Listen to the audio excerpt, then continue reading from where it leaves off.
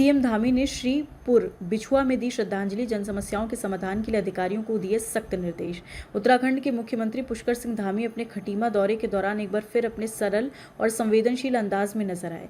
CM Dhami ने ग्राम सभा श्रीपुर बिछुआ पहुंचकर शोकाकुल परिवार से मुलाकात की और साथ ही मौके पर मौजूद जनता की समस्याओं का तत्काल संज्ञान लिया।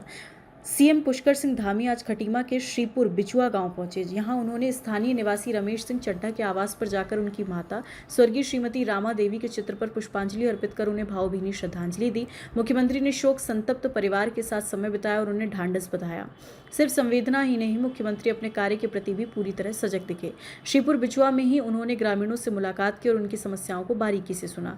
जनता की शिकायतों पर कड़ा रुख अपनाते हुए सीएम ने मौके पर मौजूद अधिकारियों को निर्देशित किया जन समस्याओं का निस्तारण प्राथमिकता के आधार पर तुरंत किया जाए। साथ ही दौरे के दौरान मुख्यमंत्री का मानवीय चेहरा भी सामने आया। जब वो हेलीपैड पर बच्चों से मिले, सीएम ने बच्चों से बातचीत की और उनका उत्साहवर्धन किया, जिससे बच्चे काफी उत्साहित नजर आए। इस पूरे दौरे के दौरान डीएम नितिन सिंह भदौरिया, एसएसपी अजय गणपति समेत जिले के तमाम वरिष्ठ अधिकारी मौजूद रहे, जिन्हें मुख्यमंत्री ने क्षेत्र के विकास और सुरक्षा को लेकर आवश्यक निर्देश दिए। हमारी सरकार के 4 साल का कालखंड ये दूसरी सरकार का भारतीय जनता पार्टी का पूरा हुआ है और हमने प्रयास किया है कि एक एक पल और एक एक क्षण राज्य के विकास के लिए समर्पित किया जाए, राज्य के अंतिम क्षणों में रहने वाले लोगों के लिए समर्पित किया जाए, मातृशक्ति को समर्पित किया जाए और जिसको ध्यान में रख के आदरणीय प्रधानमंत्री मोदी जी देश की मातृशक्ति को सभी प्रकार की भागीदारी, सभी प्रकार के अधिकार देने के लिए नारी शक्ति बंधन अधिनियम 2023 में लेकर आए थे।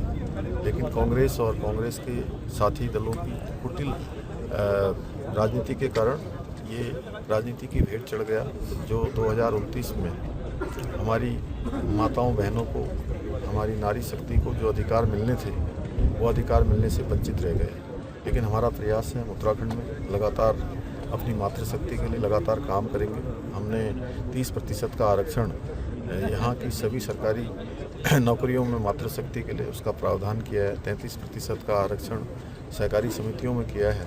हमारा प्रयास है कि मातृशक्ति हर क्षेत्र में आगे आए। महिला स्वयं सहायता समूह को हम 5 लाख रुपए तक का ऋण प्रदान कर रहे हैं। इसी प्रकार से बहुत सारे जो स्वयं सहायता समूह के माध्यम से, अन्य माध्यमों से उत्पाद बनाने वाली हमारी बहनें हैं, कितने अच्छे अच्छे उत्पाद उनके द्वारा बनाए जाते हैं, जिसकी मांग आज देश और दुनिया में हो रही है और लगातार सरकार भी उनको प्रोत्साहित करने के लिए काम कर रही है।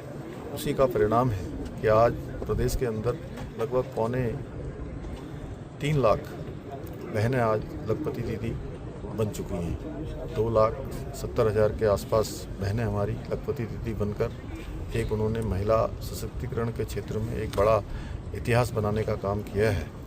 नौजवान युवाओं के लिए हमने नकल का अध्यादेश लागू किया है। समान नागरिक संहिता का कानून देश का सबसे पहले उत्तराखंड राज्य में लागू हुआ है। लव जिहाद, लैंड जिहाद और थूक जिहाद जैसी जो कुत्सित और घृणित मानसिकताएं हैं, उन सब के खिलाफ हमने कठोर कार्रवाई की है। और समान नागरिक संहिता का कानून लागू होने के बाद राज्य में बहुविवाह, हलाला, इद्दत, 3 तलाक जैसी कुरीतियों से मुस्लिम बहनों को छुटकारा मिला है। मदरसा बोर्ड हमने समाप्त करने का निर्णय लिया है।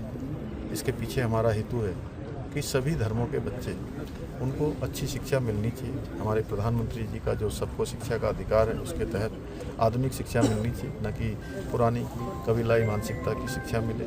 इसके साथ साथ आज हॉर्टिकल्चर का क्षेत्र हो, कृषि का क्षेत्र हो या हमारा उद्योग का क्षेत्र हो, पर्यटन का क्षेत्र हो, हर क्षेत्र में आज उत्तराखंड को एक देश में अलग एक मुकाम प्राप्त हुआ है।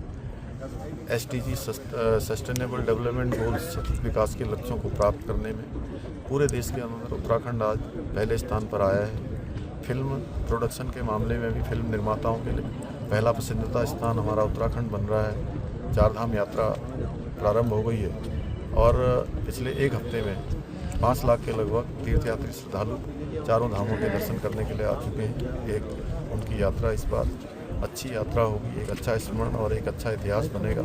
इसी के साथ साथ पूरे राज्य में पर्यटन की यात्रा भी शुरू हो गई है। यहाँ माँ पूर्णागिरी के धाम में आने वालों की संख्या भी कई लाखों का रिकॉर्ड पार कर चुकी है।